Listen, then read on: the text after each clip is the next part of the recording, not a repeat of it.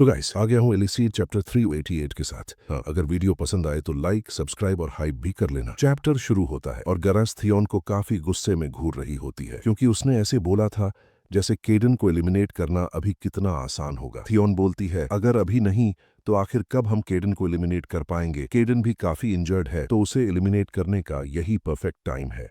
मगर गरास बोलती है क्या तुमने उसके साइड में प्लूटोन और कर्टाइन को नहीं देखा। इस पर थियोने कहती है वो तो सिर्फ टॉप 50 में आते हैं, बिल्कुल यूरिया और गूला की तरह। मतलब उसे लग रहा है कि प्लूटोन और कर्टाइन भी इन दोनों जितने ही स्ट्रांग हैं। गरास बोलती है क्या तुम्हें लगता है कि कार्टीन और प्लूटन इन दोनों के सेम लेवल पर हैं? वेल, थियोने इस बात पर गलत है क्योंकि ये तो यूरिया और गूला को भी पता है कि ये दोनों मिलकर भी अकेले प्लूटोन को नहीं हरा पाएंगी। गैरस बोलती है मेरा कहने का मतलब ये है कि टॉप 50 के अंदर भी सबके लेवल्स अलग हैं, इतना कि टॉप 10 भी उनसे फाइट करने में कतराते हैं।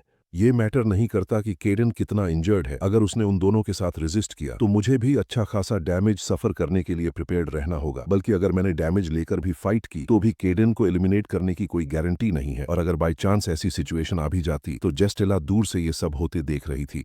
तुम्हें क्या लगता है वो चुप देखती रहती? वेल, वाइफू के सामने तो केडन को कोई क्या ही कर पाएगा। और हमने अभी तक जेस्टेला को फुल पावर पर फाइट करते नहीं देखा क्योंकि अभी तक यही बताया गया है कि जेस्टेला सबसे ओल्डेस्ट टॉप 10 रैंकर है, तो पता नहीं वो एक्चुअली कितनी स्ट्रांग है। थियोन को ये जानकर अपनी गलती का एहसास होता है और पीछे इयोडोरो भी ये सुनकर काफी गुस्सा होता है कि जेस्टेला पीछे से ये सब देख रही थी। उधर गैरस गुस्से में बोलती है क्या अब तुम्हें पता चला कि तुमने कितनी बड़ी बेवकूफी की है? अगर शुरुआत से ही तुम रेकलेसली एक्ट नहीं करती तो ऐसी कोई सिचुएशन ही नहीं आती, तो अब तुम्हें इसकी रिस्पॉन्सिबिलिटी उठानी पड़ेगी। इतने में यूरिया और गुला थियोने को बचाने के लिए आगे आ जाती हैं। वो कहती हैं मिस थियोने को माफ कर दीजिए, वो अभी काफी इनएक्सपीरियंस्ड है। मगर गरास बोलती है अगर तुम भी इसके साथ नहीं आना चाहती तो साइड हो जाओ।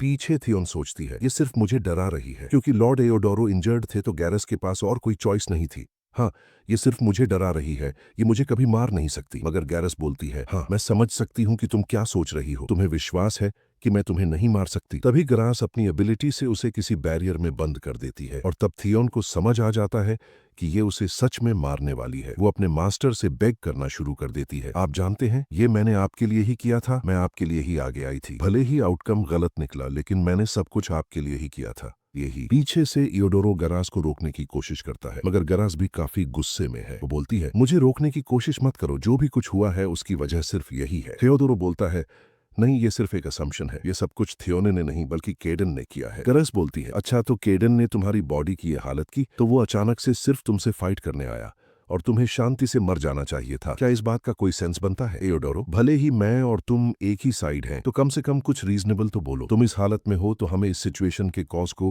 करेक्टली जज करना होगा। क्या प्रॉब्लम वो है जिसने ऑर्डर ना मानकर रेकलेसली एक्ट किया या वो जिसने सरवाइव करने के लिए फाइट बैक की? और तुमने सुना नहीं इसने पहले क्या कहा था? इसने खुद मूव करके मुझे इस सब में फाइट करने के लिए ड्रैग किया और तुम एक्सपेक्ट कर रहे हो कि मैं ये सब ऐसे ही इग्नोर कर दूं। अब गरास ने तो उसे मारने का पूरा मूड बना लिया है मगर थियोने अभी भी अपने मास्टर को उम्मीद से देख रही है। इतने में गरास अपनी एनर्जी एक्टिवेट कर देती है और ये देखकर थियोन फिर से अपनी जान बख्शने की भीख मांगती है मगर गरास उसकी एक नहीं सुनती और उसे चुप रहने को कहती है। वहीं ये एओडोरो चूतिया चुप खड़ा ये सब देखता रहता है। उधर थियोन की बॉडी धीरे धीरे उस एनर्जी से बिखरने लगती है। वेल, लास्ट मोमेंट तक वो अपने मास्टर से उम्मीद करती है कि वो उसे बचा लेगा मगर कुछ ही देर में वो धूल में मिल जाती है।